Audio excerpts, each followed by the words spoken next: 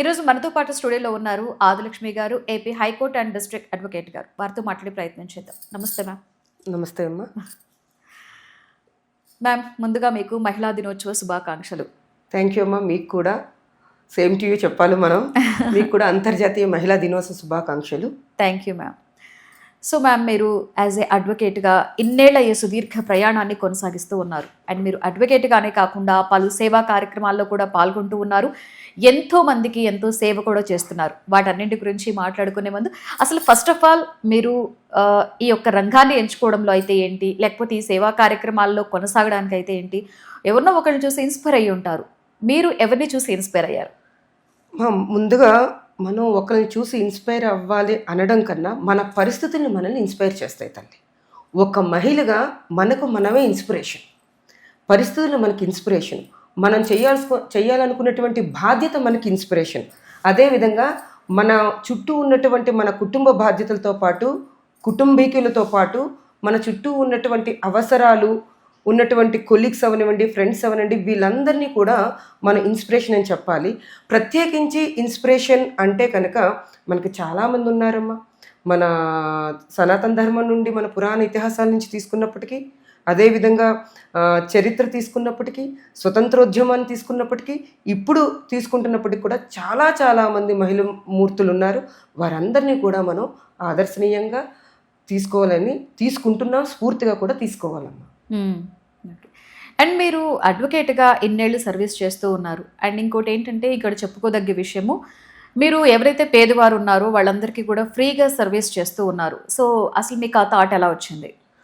ఇప్పుడు మీరు అంటున్నారు కదా అడ్వకేట్గా ప్రాక్టీస్ చేస్తున్నారు.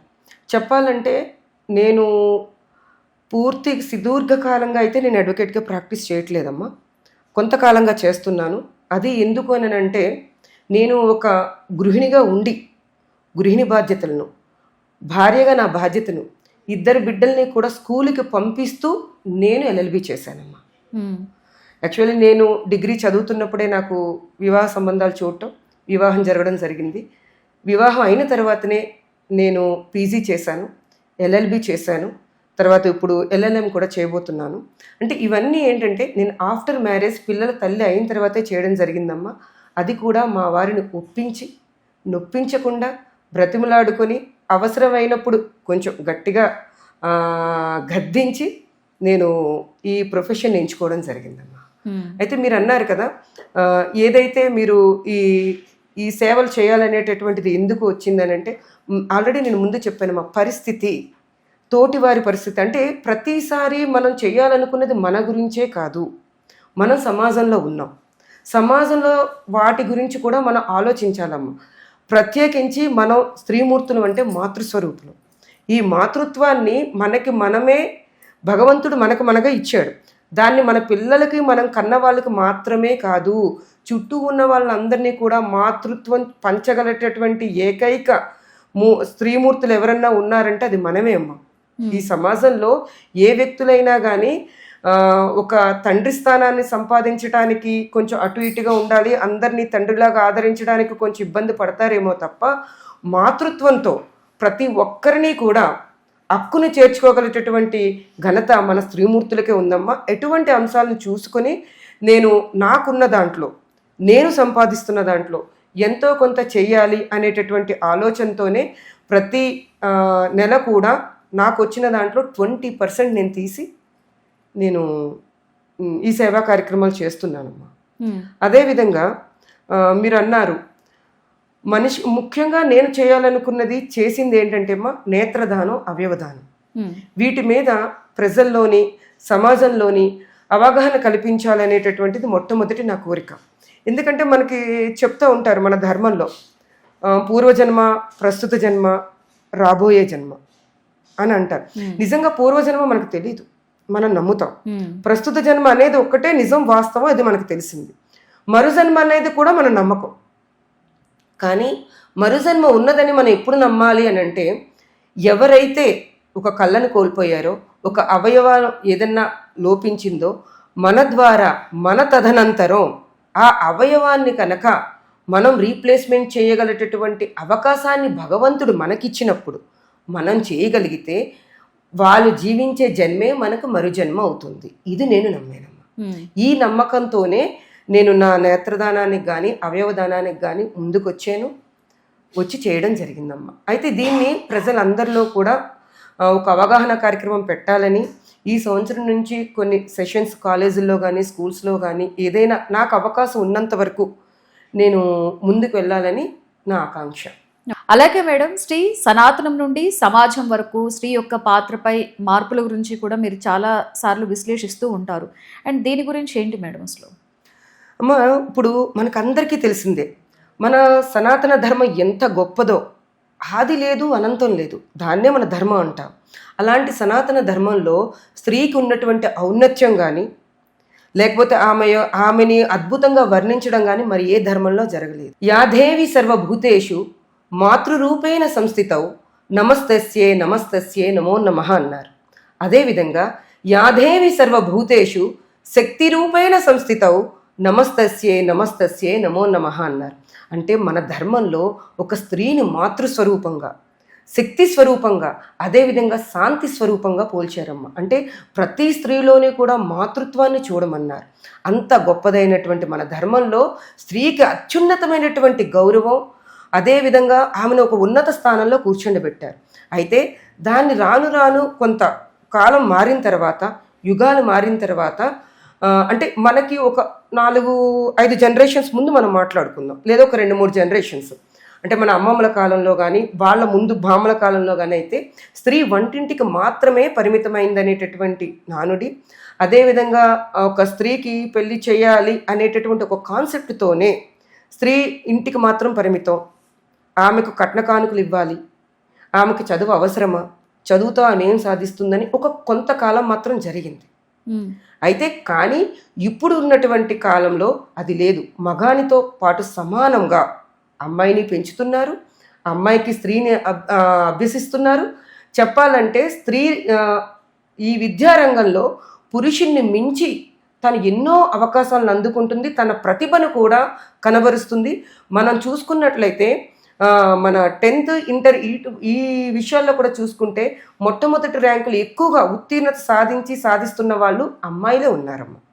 అంటే అలాంటి మన ధర్మం ఇప్పటికి కొంచెం మారుతుంది. స్త్రీకైతే స్వేచ్ఛా స్వాతంత్రాలు ఎప్పటి నుండో ఉన్నాయి. మధ్యలో కొంత అనగా మారినా మళ్ళీ ఆ స్త్రీకి స్వేచ్ఛా స్వాతంత్రాలు ఇప్పుడు సమృద్ధిగా తీసుకోగలుగుతున్నాం. అంటే స్త్రీకి ఆత్మగౌరవం అనేది ఎప్పుడో ఉంది. స్త్రీకి ఆత్మగౌరవం ఒకరిచ్చేది కాదమ్మా, స్త్రీకి తనంతట తానే తీసుకోగలిగేదే ఆత్మగౌరవం. అయితే ఇందులో చిన్నది స్త్రీ ఆత్మగౌరవం అంటే ఆత్మాభిమానానికి అహంకారానికి మధ్య ఉన్నటువంటి వ్యత్యాసం తెలుసుకోవాలమ్మా. అంటే ఈ రోజు ఉన్నటువంటి యువత ఆత్మాభిమానం అనే పేరుతో అహంకారానికి కొంచెం వెళ్తున్నారు. అది మనం తెలుసుకోవాలి. ఆత్మాభిమానానికి అహంకారానికి మధ్య ఉన్నటువంటి విశ్లేషణ కొంచెం మనం చెప్పగలగాలి. అంటే మన పిల్లలకి మనమే చెప్పగలగాలి, మనం తెలుసుకోగలగాలమ్మా. అండ్ అలాగే మేడం, ఇప్పుడు ఎప్పుడు కూడా ఎక్కడ ఏ అఘాయిత్యం జరిగినా కూడా ఫస్ట్ ఆఫ్ ఆల్ వచ్చే వర్డ్ స్త్రీ యొక్క డ్రెస్సింగ్ గురించి. అంటే వాళ్ళు అలాంటి డ్రెస్సులు వేసుకోబట్టే ఇలాంటి అఘాయిత్యాలు జరుగుతున్నాయి అంటారు. మరి చిన్నపిల్లలు, వృద్ధుల మీద కూడా అఘాయిత్యాలు జరుగుతున్నాయి. అప్పుడు ఈ మాట అనేది ఎలా వారు ఖండించుకుంటారో తెలియదు. అయితే అసలు ఇప్పుడున్నటువంటి ఈ సమాజంలో ఒక లేడీస్ డ్రెస్సింగ్ గురించి మీరేం చెప్తారు? అమ్మ, మీరు అన్నది చాలా 100% వాల్యుబుల్ క్వశ్చన్ అమ్మ. ఎందుకంటే ఒక స్త్రీ మీద జరిగినటువంటి అత్యాచారం అవనివ్వండి, అవమానం అవనివ్వండి, ఆవిడ యొక్క డ్రెస్సింగ్ స్టైల్ బట్టి ఉందంట. మరి మనకి 9 నెలల పాప మీద, అది 2019లో అనుకుంటా, తెలంగాణ రాష్ట్రంలోనే 9 నెలల పాపను అత్యాచారం చేశారు. మరి అమ్మాయి ఏం డ్రెస్ వేసుకుంది? అసలు ఆ పాపకి ఒక మాంసపు ముద్ద అమ్మ. 9 నెలల పాప అంటే ఒక మాంసపు ముద్ద. అసలు మనం జెండర్ని డిస్క్రిమినేషన్ చేయడానికి కూడా ఉందా? అసలు డిస్క్రైబ్ చేయడానికి కూడా లేదు. అది శిశువు అని మాత్రమే మాట్లాడాలి తప్ప ఆడ శిశువు మగ శిశువు కేవలం చెప్పడం వరకే. ఆమెకి ఏమన్నా ఉంటుందా? అలాంటి పిల్లల మీద జరిగింది, 6 ఏళ్ళ పిల్లల మీద జరిగింది, 60 ఏళ్ళ వాళ్ళంటే వంగిపోయి ఉన్న వాళ్ళ మీద జరిగింది, పని పాట చేసుకునే కూలి వాళ్ళ మీద జరిగింది. అంటే కూలి వాళ్ళు ఏ డ్రెస్సింగ్ చేసుకొని రెచ్చగొట్టారంటారు? ఈ 6 ఏళ్ల పాప ఏం డ్రెస్ వేసుకొని రెచ్చగొట్టింది అంటే అది మూలాల్లో లోపం. అది బుద్ధిలో లోపం, వాళ్ళు పెరిగిన వాతావరణంలో లోపం, వాళ్ళకు విలువలు లేని నైతికత అనేది అంటే ఏంటో తెలియకుండా ఒక స్త్రీ అంటే కేవలం భోగపోస్తువు అనుకునేటటువంటి నీచమైనటువంటి మనస్తత్వం అమ్మ. అంటే ఒక స్త్రీ యొక్క మర్మస్థానం కాదది, మోక్షస్థానం, మానవ జన్మకి జన్మనిచ్చేటటువంటి పుణ్యస్థానం అని నేర్పలేకపోవటం. అంటే మన ధర్మంలో ఏదైతే చెప్పారో అది ఈరోజు స్టడీస్లో లేకపోవటం.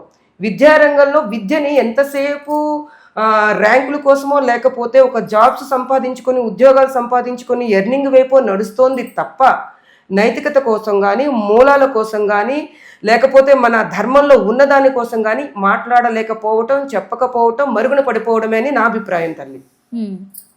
ఇంకా మీరు వస్త్రధారణ అన్నారు. వస్త్రధారణ అనేది ఎంతో కొంత ఖచ్చితంగా మన హుందాతనాన్ని తెలుపుతుంది. స్త్రీకి వస్త్రధారణ అనేది ఖచ్చితంగా ఆమె వేసుకున్న వస్త్రాన్ని బట్టి హుందాతనం అయితే ఉంటుంది.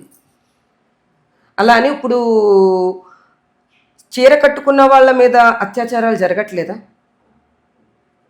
కాకపోతే ఏంటంటే ఆ వస్త్రాధరణ ఎలా ఉండాలంటే స్త్రీ యొక్క హక్కమ్మ. స్త్రీ తను అందంగా అలంకరించుకోవడం అనేది స్త్రీ యొక్క హక్కు. కాకపోతే అశ్లీలంగా తయారవ్వకూడదు, అది మనకే నష్టం. అంటే ఒక స్త్రీని చూసినప్పుడు అబ్బా ఆ అమ్మ అనొచ్చు, లేకపోతే అమ్మాయి అనుకోవచ్చు, అది మనం చెప్పలేము.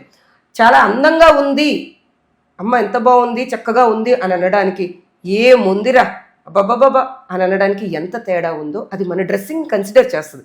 అయితే జరుగుతున్నటువంటి అక్రమాలకు కానీ ఇంకొకటి దానికి కానీ కేవలం డ్రెస్సింగ్ అనడం మాత్రం తప్పు. అది మాత్రం కరెక్టే. ప్రతిదానికి ఫస్ట్ జెంట్స్ అనేది డ్రెస్సింగ్. అసలు ఆ డ్రెస్సింగ్ గురించి మళ్ళీ వాళ్ళే మాట్లాడతారు, మళ్ళీ వాళ్ళే ఖండించుకోలేని సిచ్యువేషన్లో ఉన్నప్పుడు చేతులు ఎత్తేస్తూ ఉంటారు. మీరు బాగా చెప్పారు మేడం. అండ్ అలాగే ప్రతిదీ అంటే సమాజం ఎంత వృద్ధి చెందుతున్నప్పటికీ అన్ని రంగాలలో కూడా స్త్రీలు వాళ్ళ యొక్క పాత్రని కొనసాగిస్తున్నప్పటికీ కూడా ఇంకా ఏదో ఒక మూల స్త్రీలు అనేవాళ్ళు ఆఫీసుల్లో కావచ్చు లేకపోతే ఇంట్లో కావచ్చు ఇంకా అవమానాలని ఫేస్ చేస్తూనే ఉన్నారు.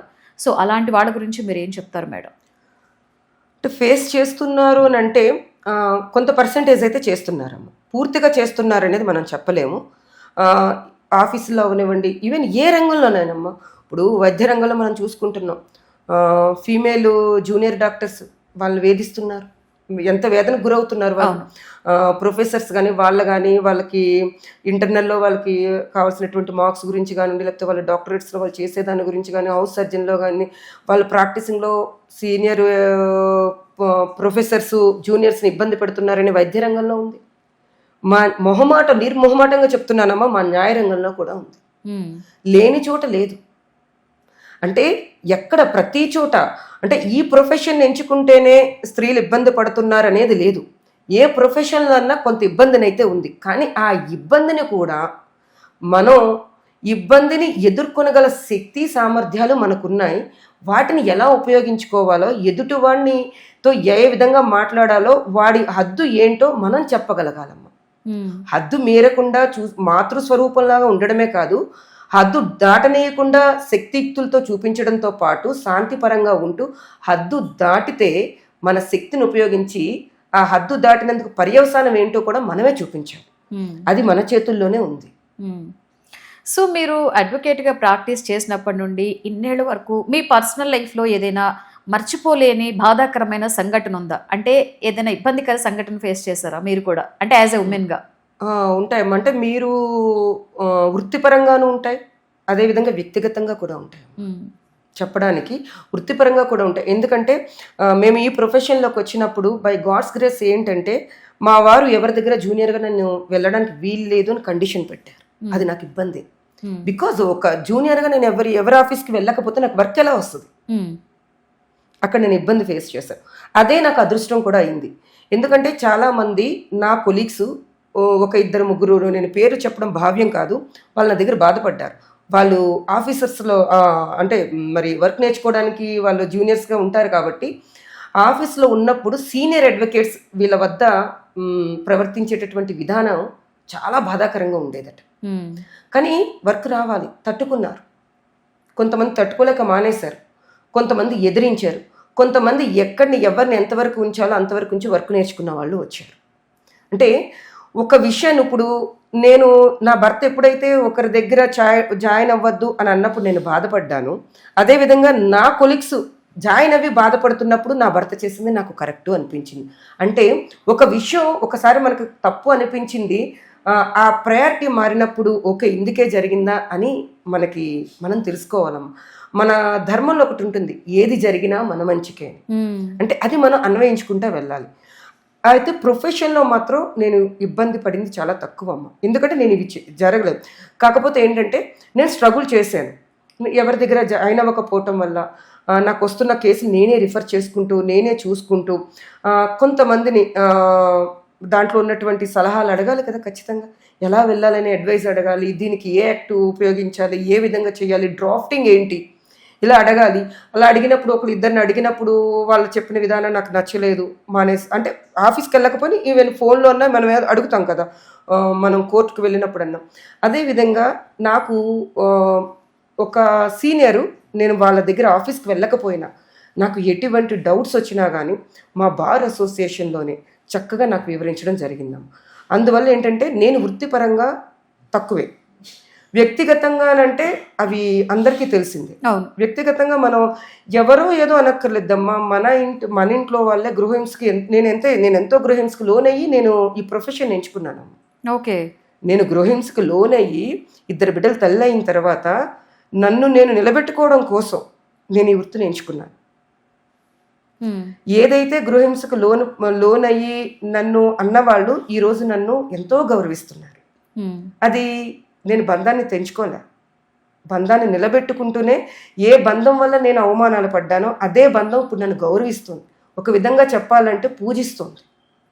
అందుకే అంటాను, స్త్రీకి సహనం కావాలి. ఆ సహనం సమర్థతతో కూడి ఉండాలి. సహనం అంటే వాళ్ళు ఏం చేస్తున్నా పడి ఉండమని కాదమ్మా, అలా అని సమర్థత అంటే వాళ్ళు ఏమన్నా తిరగబడిపోమని కాదు. ఆ సహనం సమర్థత స్త్రీ కరెక్ట్గా వెళ్ళగలిగితే స్త్రీ ఏదైనా సాధించగలుగుతుంది. 10 మంది పురుషులు చేయగల ఒక్క పనిని స్త్రీ తన సమర్థతతోటి సహనంతో ముందుకు తీసుకెళ్ళగలుగుతున్నాము. అది ఏదైనా నువ్వు ఎంచుకోవచ్చు, ఆర్థిక రంగం అవ్వచ్చు, లేకపోతే పిల్లల్ని చూసుకునే విధానం అవ్వచ్చు, ఏదైనా కానీ. ప్రతి స్త్రీలాగే నేను కూడా కొన్ని ఒడిదుడుకులను ఎదుర్కొన్నటువంటి దాన్ని. అయితే కొంతమంది ఆ ఒడిదుడుకులను ఎదుర్కొనలేక అంతలోనే మాత్రమే ఉంటున్నారు, మరి కొంతమంది అయితే ముందుకు రాగలుగుతున్నారు. నేను కూడా తట్టుకొని ఈ రంగం ఎంచుకొని ఇందులో స్థిరపడ్డాను. అంటే ప్రతి ఒక్కళ్ళకి ఉంటాయి మేడం ఎన్నో అవమానాలు. అంటే ఎంత పెద్ద పదవిలో ఉన్నా, ఎంత బాధ్యతాయుతమైనటువంటి పదవి నిర్వహిస్తున్నా కూడా అవమానాలు ఫేస్ చేసినటువంటి స్త్రీ శక్తులు ఎంతో మంది ఉన్నారు. ముఖ్యంగా మన రాజకీయాల్లో కూడా ఎంతో మంది ఉన్నారు. అలాంటి వాళ్ళ గురించి మాట్లాడుకుంటే మీరు అన్నది కరెక్ట్ అమ్మా. ఫస్ట్ స్త్రీకి ఏదైనా ఒక అడుగు ముందుకు వేస్తే ఫస్ట్ అది చెయ్యగలవా చెయ్యలేరు అనేది ముందు వస్తుంది. లేదా ఒక అడుగు ముందుకు వేసి ఏదో సాధిస్తున్నప్పుడు ఏదో ఒక విధంగా అవమానించాలని చూస్తుంటారు. అయితే ఆ అవమానాన్ని మీరు ఏ విధంగా తీసుకోవాలనేది కొంచెం ఉదాహరణ చెప్తానమ్మా. చరిత్రలో మనం చూసుకున్నట్టయితే, చరిత్ర కన్నా ముందు మనం పురాణాలకు వెళ్దాం. పురాణాల్లో జరిగిందా లేదనేది పక్కన పెడితే మన పురాణాలు అనేవి మనకి ఒక నమ్మకంతో కూడినవి, అవి మనకు ఆదర్శప్రాయం. తన భర్త ప్రాణాల కోసం సావిత్రి యముణ్ణి ఎదిరించలేదా? తన భర్త ప్రాణాల కోసం సుమతి సూర్యుడిని ఆపలేదా? తన పాతివ్రత్యాన్ని నిరూపించుకోవడం కోసం సతీ అనసూయ ఏం చేశారు? ఆమె త్రిమూర్తులంతటి వారినే చిన్నపిల్లలుగా మార్చారు. అంతటి ఔన్నత్యం మన స్త్రీమూర్తుల్లో ఉంది. అక్కడి నుంచి మనం చరిత్రలోకి వద్దామా. ఝాన్సీ లక్ష్మీబాయి తను శత్రువులను ఏ విధంగా ఎదుర్కొంది? తన చంటి బిడ్డని చంక నెత్తుకొని కథన రంగమున కత్తి పట్టుకొని కత్తి దూసి కథన రంగమంతా కూడా యుద్ధం చేసినటువంటి వీర నారిమని ఝాన్సీ లక్ష్మీబాయి వారసులు మనం కాదా? రుద్రమదేవి తన స్త్రీత్వాన్ని, ఔన్నత్యాన్ని, స్త్రీమూర్తిలో ఉన్నటువంటి లాలిత్యం అవనివ్వండి, లేకపోతే ఆ సుకుమారత్వాన్ని అన్నిటిని కూడా దాచిపెట్టుకొని రాజ్యం కోసం, తండ్రి మాట కోసం పురుషుడి వలె మెరగలేదా? ఆ ధైర్యం, ఆ త్యాగం మన స్త్రీమూర్తి, ఆమె వారసులమే కదా మనం. ఇంకా ఈ చరిత్ర నుంచి ఇంకా మన రాజకీయ వరకు వస్తే కనుక ఇందిరాగాంధీ అండి. ఆమె మొదటి మహిళా ప్రధానమంత్రి. సరోజినీ నాయుడు గారు మన భారతదేశంలో మొట్టమొదటి మహిళా గవర్నర్. ఎంతమంది లేరండి. ఇంకా మీకు ఇందిరాగాంధీ గారి గురించి చెప్పాలంటే, ఆమెను భర్త చనిపోయిన తర్వాత విధవ స్త్రీ అని అనేవారు. ఇప్పటికీ అదే అంటారు మనం. ఆమెను పూజా కార్యక్రమంలో కానీ, లేకపోతే ఏదైనా గుడుల్లో కానీ వాటికి కానీ అయితే కొంచెం అంత ఉన్నత స్థానంలో ఉండి ఆర్థిక బలం అంటే సామాన్యురాలు కాదా ఆమె. తన తండ్రి ఒక ప్రధానమంత్రి అయి ఉన్నప్పటికీ కూడా ఆమె కూడా ఎదుర్కొందటండి. అదే ఆమె తన ప్రధానమంత్రి అయిన తర్వాత ఎవరైతే ఆమెను ఒక భర్త లేని స్త్రీగా అనుకున్నారో వాళ్ళందరూ కూడా ఆమెకు పూజిస్తూ పూర్ణ కుంభాలతో గుడిలోకి తీసుకెళ్ళినటువంటి విధానం. అంటే ఒక ఐరన్ లేడీ. మనం ఇందిరాగాంధీ నుంచి అంత నేర్చుకోవాలి. ఆవిడ కృంగిపోయిందా? అందుకే అంటున్నాను, స్త్రీకి జరిగినటువంటి అవమానాన్ని మనం తలుచుకొని బాధపడకూడదమ్మా. ఆ అవమానాన్ని మనం ఆయుధంగా మార్చుకోవాలి. ఆయుధానికి ఆలోచన అనే ఒక పదును పెట్టి అస్త్రంగా మార్చుకోవాలి. ఆ అస్త్రాన్ని స్త్రీయే ఆశయంగా మార్చుకోవాలి. ఆ ఆశయం దేశమంతటా ఆదర్శప్రాయంగా మారాలి. అలాంటి విధి విధానాలని మనకి ధర్మంలోని చెప్పారు, తర్వాత చరిత్రలో చెప్పారు, రాజకీయ రంగంలో చెప్పారు. ప్రస్తుతం అయితే మనకి జయలలిత గారు ఆవిడ జీవన విధానం మనకు తెలియదు. ఆవిడ ఎన్ని అవమానాలు పడ్డారు, అసెంబ్లీ సాక్షిగా ఎన్ని అవమానాలు పడ్డారు. అంటే ఏనాడో ద్రౌపదికి జరిగినటువంటి అవమానం అసెంబ్లీ సాక్షిగా జయలలిత గారికి జరిగింది. ఆవిడ కృంగిపోయిందా? మళ్ళీ శివంగిలాగా ఎదురు తిరిగింది, నిలబడింది, మళ్ళీ ముఖ్యమంత్రి అయింది. తన కక్షను ఏ విధంగా, అంటే అది రాజకీయ పరంగా అవనివ్వండి, వ్యక్తిగతంగా అవనివ్వండి, ఏ విధంగా చేసుకోవాలో చేయగలిగింది. మరి ఆవిడ ఒక శక్తిమూర్తనే కదా చెప్పుకోవాలి. ఒకరేంటండి, మన సుష్మా స్వరాజ్ గారు బీజేపీ నాయకురాలు. ఒకరు ఇద్దరు కదండి, మనం తీసుకోవాలంటే ఎంతో మంది ఉన్నారు. ఇంకా సేవా రంగంలో చూడాలంటే డొక్కా సీతమ్మ గారండి. ఆవిడ తనకు ఉందా లేదనేది కూడా చూడకుండా నా అన్న వాళ్ళకే కాకుండా అడిగిన ప్రతి ఒక్కరికి కూడా భోజనం పెట్టి అమ్మలా చూసుకున్నటువంటి డొక్కా సీతమ్మ గారు. ఇంకా కవయిత్రి మొల్లగారు. ఒక్కరేంటండి, వెంగమాంబ గారు. ఒకరు కాదండి, చెప్పుకోవాలంటే ప్రతి రంగంలో కూడా స్త్రీమూర్తులది పై చెయ్యి. మధ్యలో లేకపోయినా ఇప్పుడు ఆ చెయ్యి కూడా పైనే ఉంటుంది. అండ్ అలాగే మేడం, ఇప్పుడు మనం చాలామంది మగవాళ్ళు చెప్పే మాట ఏంటంటే చట్టాలన్నీ కూడా ఆడవాళ్ళ వైపే, అన్ని చట్టాలు వాళ్ళ వైపే ఉండబట్టి మగవాళ్ళకి అన్నీ కూడా ఇబ్బందులే అని అంటున్నారు. నిజంగా వాళ్ళు చెప్తున్నట్టు ఈ చట్టాలు అన్నీ కూడా ఆడవాళ్ళ వైపే ఉన్నాయంటారా? ఆడవాళ్ళ వైపు ఉన్నాయా అని అంటే అమ్మా, చట్టాలు న్యాయాలు ఎప్పుడు కూడా స్త్రీ పురుషులు అనేటటువంటి భేదం ఉండదు. అందరికీ కూడా సమానత్వంగానే ఉన్నాయి. కాకపోతే ఈ చట్టాలు, ఇప్పుడు స్త్రీ యొక్క చట్టాలు ఉన్నాయి, డీవీసీ యాక్ట్ కానివ్వండి, లేకపోతే 498 ఇవన్నీ ఎక్కువగా ఉపయోగిస్తున్నారు, ఇవన్నీ మాట్లాడుతున్నారు కదమ్మా. అది కేవలం ఏంటంటే ఒకప్పుడు వరకట్నపు చావులు ఎన్ని ఉండేవమ్మా? ఎన్ని వరకట్నపు చావులు ఉండేవి, ఎన్ని అవమానపు చావులు ఉండేవి, ఆత్మహత్యలు ఉండేవి. అంటే ఒక కిరసనాయిల డబ్బా కోడలకి ఉపయోగపడుతుందా? అల్లుడికి ఉపయోగపడదా? ఆ విధానంలోంచి పుట్టుకొచ్చినటువంటి చట్టాలే ఇవమ్మ. అయితే ఇవి మిస్లీడ్ అవుతున్నాయి అనేది కూడా నిజం. ఆడవాళ్ళకి చట్టాలు అనేది కాదు, కానీ ఆడవాళ్ళకి అనుబంధమైనటువంటి చట్టాలు మిస్లీడ్ అవుతున్నాయి. అంటే అయిన దానికి కాని దానికి ప్రతిదానికి కూడా ఈ స్త్రీలు కొంచెం తప్పుగానే ఉపయోగిస్తున్నారు. ఎందుకంటే మేము ఆ రంగంలో ఉన్నాం కాబట్టి, మేము చూస్తున్నాం కాబట్టి. నిజంగా గృహహింసకు లోనవుతున్నటువంటి స్త్రీ చాలా వాటిని ఎదుర్కోవటానికి, బంధాన్ని వదులుకోవడానికి కాకుండా ఎదుర్కోవడానికి చాలా ఇబ్బందులు పడుతుంది. ఎటువంటి లేని స్త్రీలు వాళ్ళని బెదిరించడానికి కోసమో లేకపోతే ఇంకొక విధానం గురించి ముందుకొచ్చి తప్పుడు కేసులు అయితే పెడుతున్నారు. ఇది కొంతవరకు వాస్తవమే అమ్మ. అయితే ఇది ఎందుకు వచ్చిందంటారు? మన స్త్రీల మీద పడినటువంటి అణచివేత, వివక్షత అవన్నీ కలిపి ఏదో మూవీ తీస్తారు ఈవి సత్యనారాయణ గారు, జంబలక్కడ పంప అనుకుంటా. అది మేబీ రిపీట్ అవ్వచ్చేమో అని మేము ఈ మధ్యన చూస్తున్నటువంటి కేసులు కానీ అవి కానీ చూస్తున్నప్పుడు కొంత అనిపిస్తుందమ్మా. మ్యామ్, అసలు నిజంగా ఉమెన్స్ డే అంటే అందరూ అంటుంటారు ఆడవాళ్ళకి ప్రతిరోజు మనం లేచిన దగ్గర నుంచి పడుకునే వరకు మనం ఎంత కష్టపడ్డా, అంటే యాజ్ ఎ ఉమెన్గా మనం ఇంట్లో పనులు చక్కబెట్టుకుంటాం, అలాగే ఆఫీస్లోకి వెళ్ళి ఆఫీస్ వర్క్ చేస్తాము, ఇన్ని రకాలుగా చేస్తాము. అంటే ప్రతిరోజు కూడా ఉమెన్స్ డే అంటుంటారు, బట్ పర్టికులర్గా ఒక్కరోజు ఉమెన్స్ డే సెలబ్రేట్ చేసుకోవడానికి మెయిన్ రీజన్ ఏంటి అంటారు అసలు? అంటే మా ప్రతిరోజు మన రోజే కాదను, కానీ మనం పుట్టినరోజు ఎందుకు స్పెషల్గా చేసుకుంటున్నాం? ప్రతిరోజు కొత్త బట్టలు కట్టుకోలేం కదా, ప్రతిరోజు 10 మందితో విందు ఏర్పాటు చేసుకోలేం కదా. అంటే ఒక డే అనేది స్పెషల్ ఉంటుంది మనకి. అలాగే పండగలు, ప్రతిరోజు మనం నిత్యం రాముని పూజిస్తాం, నిత్యం కృష్ణుని పూజిస్తాం, నిత్యం శివుడిని పూజిస్తాం. అయినా మనం శివరాత్రి అని, శ్రీరామనవమి, కృష్ణాష్టమిని ఎలా చేసుకుంటున్నాం? అలాగే ఇది. కాకపోతే ఏంటంటేమో అసలు ఈ మహిళా దినోత్సవం మనకి జాతీయ మహిళా దినోత్సవాన్ని మనకి ఫిబ్రవరి 13 జరుపుతారమ్మా. అది మన సరోజిని నాయుడు గారి యొక్క జన్మదినోత్సవం. ఆ రోజు ఆవిడ పుట్టినరోజు సందర్భంగా అది మనకి జాతీయ దినోత్సవంగా ప్రకటించారు. సరోజిని నాయుడు గారు ఒక పొలిటికల్ లీడరే కాకుండా ఆవిడ ఒక కవయిత్రి కూడా. ఆవిడ్ని ఇండియన్ నైటింగేల్ అని కూడా అనేవారు. అవును. సో ఆవిడ్ని మనం జాతీయ మహిళా దినోత్సవంగా చూస్తున్నాము. ఈ అంతర్జాతీయ మహిళా దినోత్సవం ఏంటంటే అమ్మా, స్త్రీకి సమానత్వపు హక్కు కావాలని పోరాడు. సమానత్వపు హక్కు, సమాన గౌరవ హక్కు, సమాన ఉపాధి హక్కు, సమాన జీతం హక్కు అమ్మ. ఎందుకంటే ఒకే పని, పురుషుడికి ఒక రకమైనటువంటి జీతం, స్త్రీకి ఒక జీతం, ఇద్దరు అదే సమయం పనిచేస్తున్నారు, అదే పని చేస్తున్నారు, అదే సమయం పని చేస్తున్నారు అని ఎందుకు ఈ వ్యత్యాసం? దీనికోసం అంతర్జాతీయ పరంగా 1911లో అనుకుంటానమ్మా వీటి కోసం చర్చలు ఇవన్నీ జరగడం కూడా జరిగింది. 1975 సంవత్సరంలో యునైటెడ్ నేషన్స్ మనకి ఈ అంతర్జాతీయ మహిళా దినోత్సవాన్ని మార్చి 8వ తారీఖున ప్రకటించారమ్మా.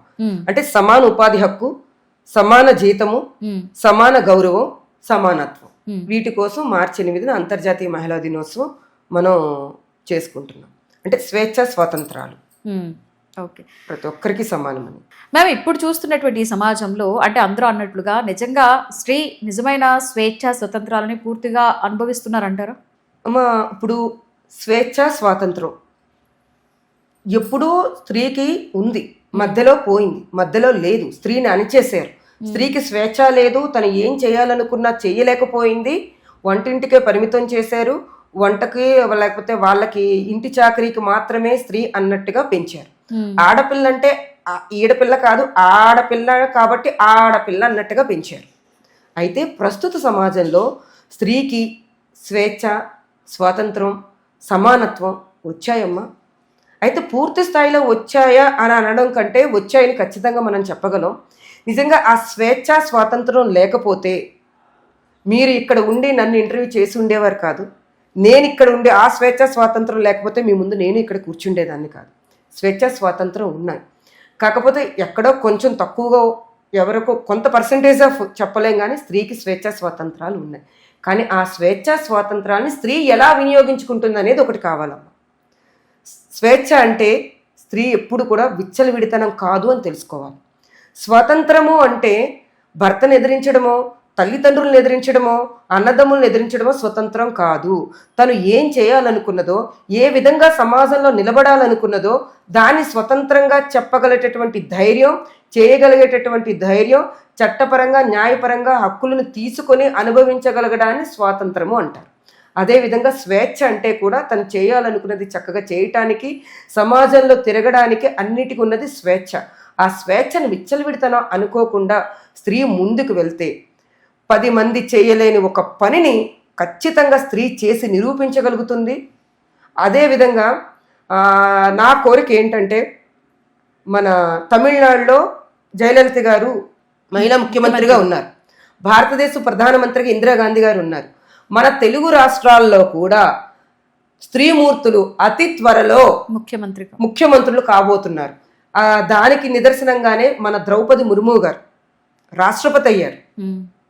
స్త్రీకి స్వతంత్రం లేదు, స్వేచ్ఛ లేదని అనుకుంటే ఎక్కడో ట్రైబల్ ఏరియాలోంచి వచ్చినటువంటి ద్రౌపది ముర్ము గారు ఆవిడ ఎన్ని అవమానాలు పడ్డారు.